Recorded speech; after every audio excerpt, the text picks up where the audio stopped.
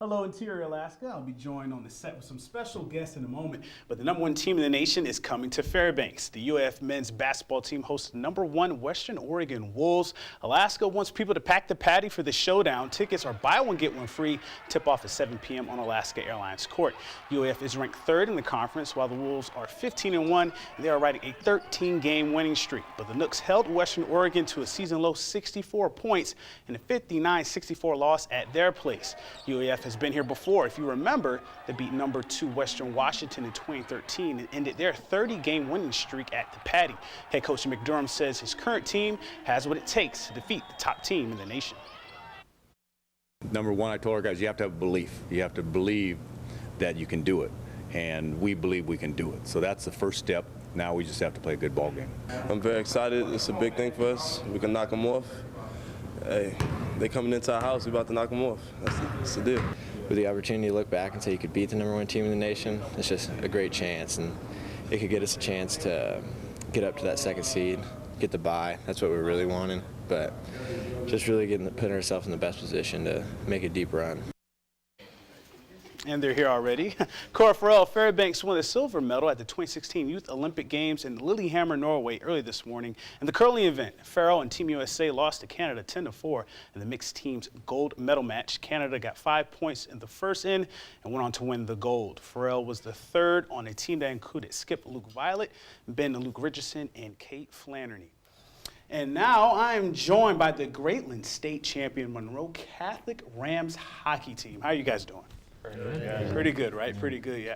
Now, I just want to talk to you guys a little bit as I'm joined by head coach Sean Lundgren, Grant Olson, and Dylan Steele. Man, how does it feel to be not only state champions, but undefeated state champions?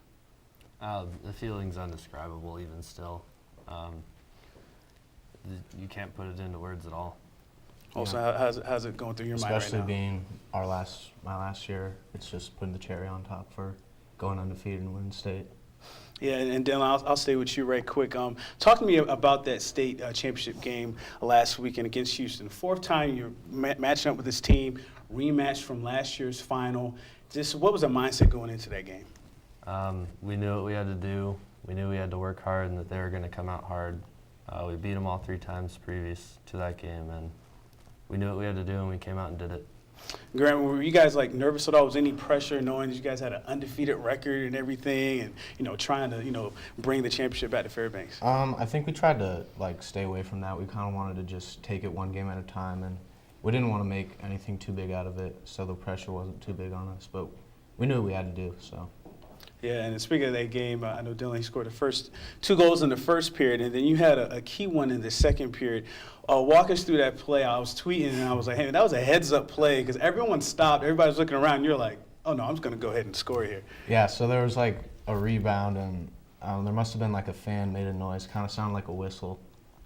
And so everybody stopped pretty much, and I looked over at the ref, and he didn't look like he blew the whistle or anything, so I was like, might as well. And I just shot the puck and it went in. Right. Yeah. I know that was a big play. And Coach Lundgren, just talk about the progress of this team from the beginning of the season, all the way to the state championship game. Your first year, I guess, what steps did you see this team take, to become a championship team? Well, obviously the foundation was put in place prior to me and the coaching staff coming in. Coach Hammond did a great job in the past. And when we all got together, at the beginning of the year, we realized that there was obviously some things that we needed to go ahead and work on, and it was just a matter of establishing a little bit of discipline and work ethic and just growing together as a family. And with that being said, I couldn't be more proud of this group and the way they not only represented themselves, but the school as well as the community of Fairbanks.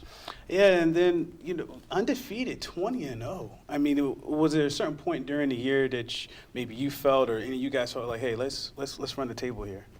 Dylan? I think we treated every game like an individual game. We went out and just, I don't know how to say it. We just played every game like it was the only game as hard as we could. Also, you kind of telling the guys as captain, hey, let's go undefeated here. Yeah, I mean, it was always in the back of our mind, especially towards the end of the season. But we knew that, to be successful and go undefeated, we had to take it a game at a time and not get too far ahead of ourselves. Well, you guys definitely did that. Congratulations. And, Coach, as we were saying, 1972 Miami Dolphins, they got to move over. You guys got to see it at the table.